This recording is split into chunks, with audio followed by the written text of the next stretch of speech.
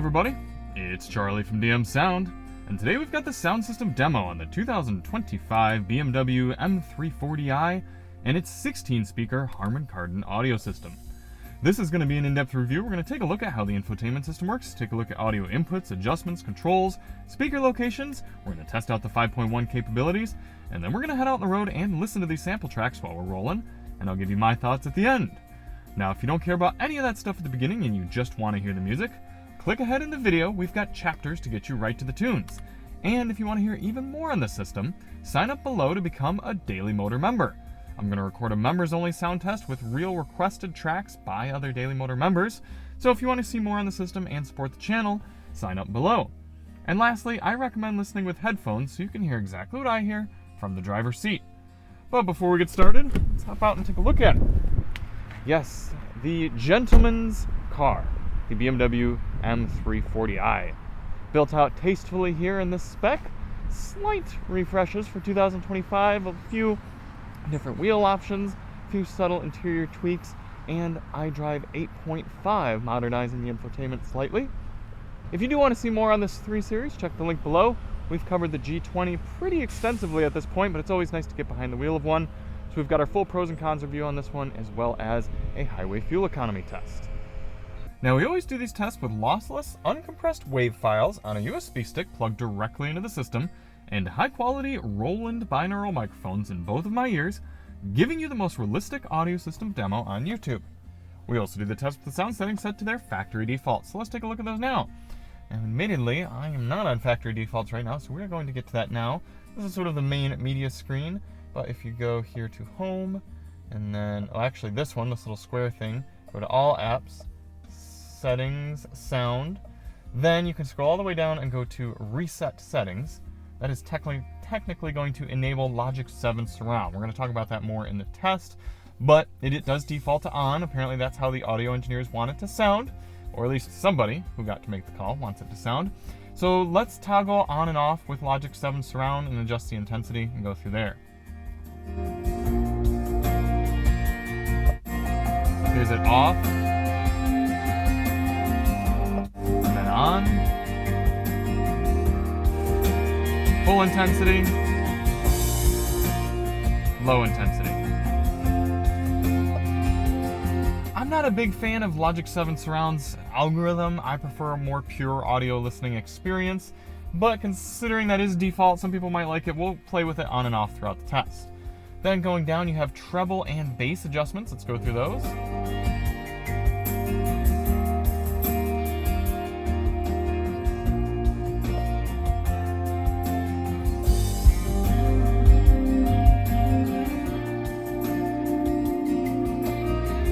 Good range of adjustability there. And then you have front, rear, left, right, fader, and balance. And then at the bottom of all that, a 9-band equalizer. I love that BMW and Harman offer this. I personally don't adjust EQ too much. I like to go with what the audio engineers intend, but it's all computerized, it's all digital. Give us the option to play around with the sound. If you want to tweak your sound settings to your preferences, I love that they have that there. Then, another thing that I appreciate that BMW and Harman do here on the system is these experience the sound. Let me show you. A little sizzle reel, both video and audio.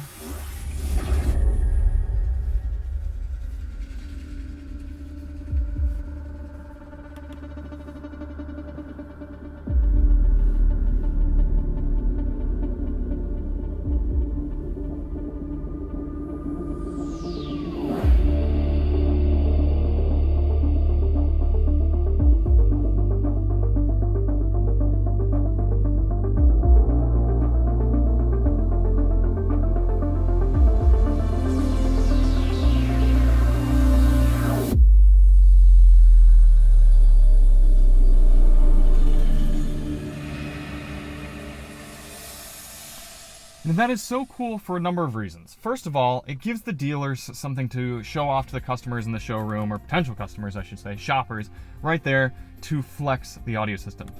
Secondly, it gives you something to experience the capabilities of your sound system, something very high quality. And it's 5.1 audio, so you hear the music moving around you and the different sounds. Most people don't have 5.0 audio to listen to fully experience the capabilities of their sound system. And that is it for audio adjustments. Coming back and looking at audio controls here in the 3 Series, you have a nice volume knob. Doesn't feel the most high quality. Moderate clickage there. A little bit of lag too, so if you twist hard, nothing happens. Look at that. I'm spinning the volume knob. But if I spin slowly, then it works. This is a fault with the newer iDrive systems. I even noticed it in the Rolls-Royce. That's how prevalent it is in the BMW systems these days. Kind of a shame they haven't fixed it, but alas, that is what it is. You also have volume clickage on the right side of the steering wheel. For track adjustments, physical controls right here. I like that BMW has kept those next to the volume knob. You can also use the rotary knob, which I also appreciate the 3 Series still has, and then you can use the steering wheel click through with the right side there by the volume controls. For audio inputs in the 3 Series, you have your standard AM, FM, Sirius XM satellite radio. Let's confirm that we have HD radio support. Yes, we do. Very easy to find there. We have Sirius XM built in, mentioned that. We have a USB-A port, support for wireless, Apple CarPlay, and Android Auto. We also have a few applications built in here. I see Spotify. You might be able to install more through their App Store, but it's at least nice having Spotify on there. So what does that mean you're missing? Well, there's no USB-C ports. If you have a newer device, you're going to have some sort of adapter for that. And no wired Apple CarPlay and Android Auto. You have to run wirelessly, so that might affect audio quality. Just slightly. You're probably not really going to notice it. And no 3.5mm auxiliary input jack for getting hi-fi audio. By the way, I should mention this is just a charge-only port for USB-C. No data there. Speaker locations. As I said, this is a 16-speaker system. Starting in the door here, we've got a mid-ranger 1, tweeter 2, center, mid-range and tweeter 3, 4, 5, 6 on the other side. Under the seats, 7 and 8 for subwoofers there. Into the back, we're looking at 9, 10 mid-ranger tweeter, 11, 12, and then 13, 14, 15, 16 mid-rangers and woofers there in the deck lid. Before we get on the road, let's test out the 5.1 capabilities of the system here. Again, using that immersiveaudioalbum.com test track. We'll listen to the whole thing since I know we have 5.1 here.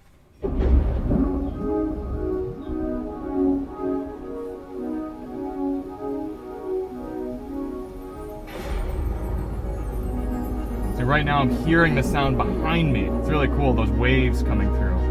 And it's going to sort of whoosh around.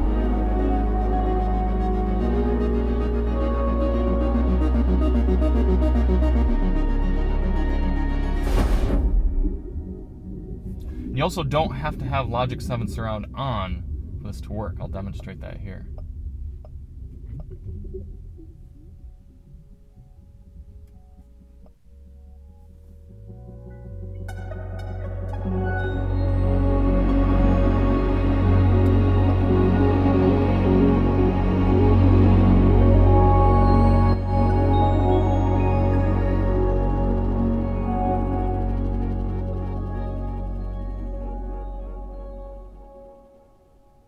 Welcome to the Immersive Audio Album Channel Configuration Test. Left. Center. Right. Left surround. Right surround. And that right there is a proper 5.1 audio setup. So with that, let's head out on the road.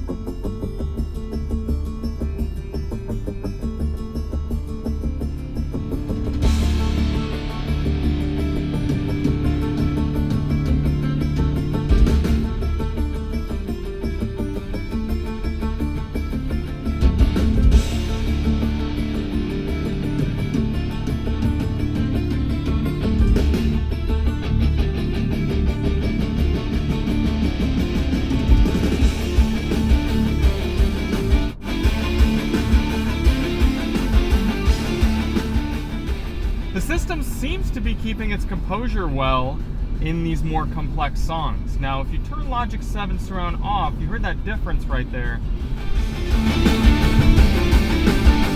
There's a lot going on in front of me and in the upper mid-ranges. I'd like a little bit more lower down driving force.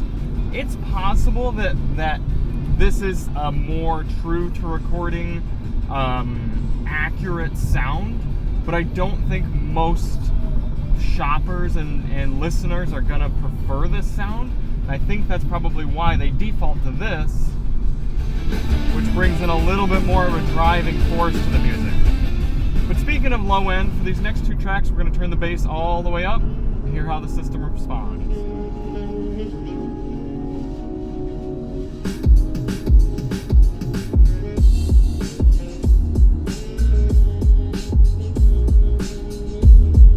Oh yeah, that's nice and full. Now because we have the underseat woofers, it's not a window-shattering bass, but I still feel it, and it sounds good. It's a tight, crisp, precise bass sound. It'll be interesting, though, to see how it handles this lower bass.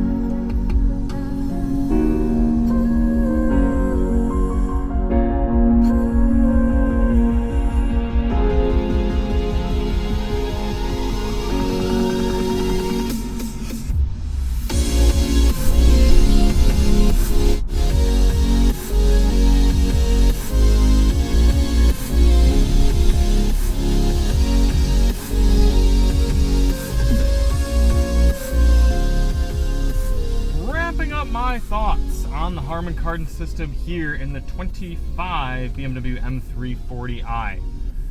It's clear they've done something to improve this system over the years, because I remember in the earlier, right after the LCI, really being disappointed in the sound quality here in the 3 Series. Way too much mid-range and a general sloppiness that was borderline unacceptable for a car of this category. Now, it's more than acceptable. It's good. I'm still not being blown away. There's nothing I've listened to throughout this week that I've really gone, wow, man, I really want to crank this up. This is fantastic. It's merely good and competent. So because of that, against all sound systems, it's getting a super high-end B+. I don't think it quite gets into A. Honestly, it's probably similar playing to the EX30 that we just had. Very different from the EX30, but still kind of in that realm. And it kind of makes me think that Harman Kardon, for most of their systems, are kind of getting to a similar place where Bose is/was/is, in that they're all very settled in. They're competent, they're acceptable, they're good, but they're not really fantastic or terrible. That being said, for the price point of this vehicle, $65,000 car against competitors like the C-Class, the A4, it's a B-. B-, so still slightly better than before, but not really blowing me away. It's just good. So thank you all so much for watching. If you do want to hear more on the 3 Series or see more on the 3 Series, check the link below. Still haven't figured out a good way to work through the tracks here in this car, but check the link below. We've got all of our other footage, and we'll see you on the next one. I'm Charlie from DM Sound, and as always, drive on.